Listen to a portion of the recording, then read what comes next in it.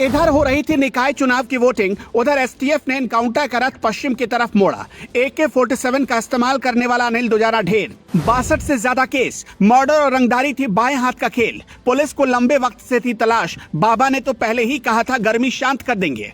अतीक अहमद की तरह बनना चाहता था gangster Anil Dujana. UP STF ने दौड़ा कर ठोका। एक और माफिया को बाबा की पुलिस ने मिट्टी में मिलाया। इधर जब निकाय चुनाव के लिए वोटिंग हो रही थी, तब उधर मेरठ में बाबा की पुलिस ने कैसे अपराधी को ठोक दिया जिसने ये कसम खाई थी कि अगला अतीक अहमद वही बनेगा। अनिल दुजाना एक ऐसा कुख्यात गैंगस्टर था जिससे न सिर्फ उत्तर प्रदेश बल्कि दिल्ली, राजस्थान और हरियाणा तक के लोग खौफ खाते थे। रंगदारी मांगना और मर्डर करना तो उसके बाएं हाथ का खेल था। योगी आदित्यनाथ ने कुछ दिनों पहले एक लिस्ट जारी की थी जिसमें कुछ माफियाओं के नाम डाले गए थे। उसी लिस्ट में अनिल दुजाना का नाम भी शामिल था। यानी अनिल दुजाना के साथ क्या होने वाला है योगी सरकार ने बहुत पहले ही तय कर दिया था। लंबे वक्त से कई मामले में फरार चल रहे अनिल दुजाना की पुलिस तलाश कर रही थी, लेकिन वो लगातार पुलिस को चकमा दे रहा था। आपको बता दें कि इससे पहले अनिल दुजाना अयोध्या की जेल में बंद था, लेकिन जमानत पर बाहर आने के बाद उसने एक बार फिर आतंक मचाना शुरू किया था।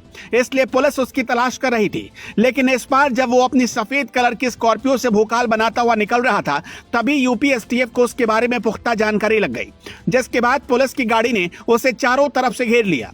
अनिल दुजाना अपने ससुराल जा रहा था, लेकिन इससे पहले कि वो ससुराल पहुंच पाता, बाबा की पुलिस ने उसे घेर लिया। आरोप है कि इसी दौरान उसने एसटीएफ पर फायरिंग शुरू कर दी, जिसके बाद जवाबी कार्रवाई की गई और वहीं पर वो ढेर हो गया। एनकाउंटर के बाद फॉरेंसिक की टीम ने जब उसकी गाड़ी की चेकिंग की तो उसमें कई हथियार मिले।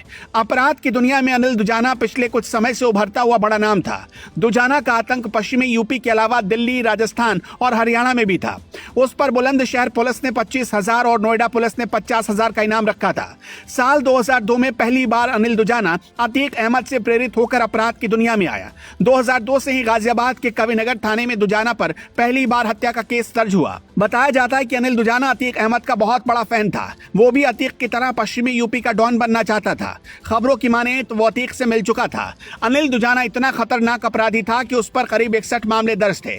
कुछ दिनों पहले ही वो जमानत पर बाहर आया था, लेकिन आरोप है कि उसने इस दौरान कई लोगों को धमकी दी, जिसकी शिकायत पुलिस में की गई। जैसे ही पुलिस को शिकायत मिली, अनिल दुजाना की पुलिस ने तलाश तेज कर दी। मीडिया रिपोर्ट के मुताबिक पिछले 7 दिनों में टीम ने 20 से ज्यादा जगहों पर छापेमारी की, लेकिन दुजाना पुलिस के हाथ नहीं लगा। क्राइम ब्रांच का दावा है कि दुजाना मंडावली के एक बिजनेसमैन की हत्या के इरादे से घूम रहा था, लेकिन इससे पहले कि वो बिजनेसमैन को मौत की नींद सुला पाता, बाबा की पुलिस ने उसे ही ढेर कर दिया।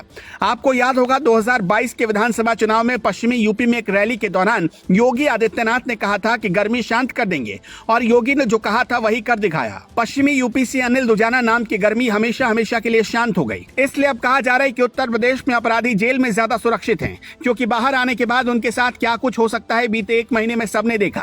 अतीक अहमद जब तक साबरमती की जेल में था तब तक वो एकदम सुरक्षित था, लेकिन जैसे ही जेल से बाहर आया, प्रयागराज में उसके ही दुश्मनों ने शायद उसे मौत के घाट उतार दिया। लेकिन अब जब यूपी में ताबड़तोड़ एनकाउंटर किए जा रहे हैं, तो जेल में बंद मुख्तार अंसारी का दिल भी धक धक कर रहा है। उसे डर है कि कहीं किसी मामले में उसे भी जेल से बाहर ना आना पड़ जाए और कहीं कोई उसका भी काम ना तमाम कर दे। Bureau report.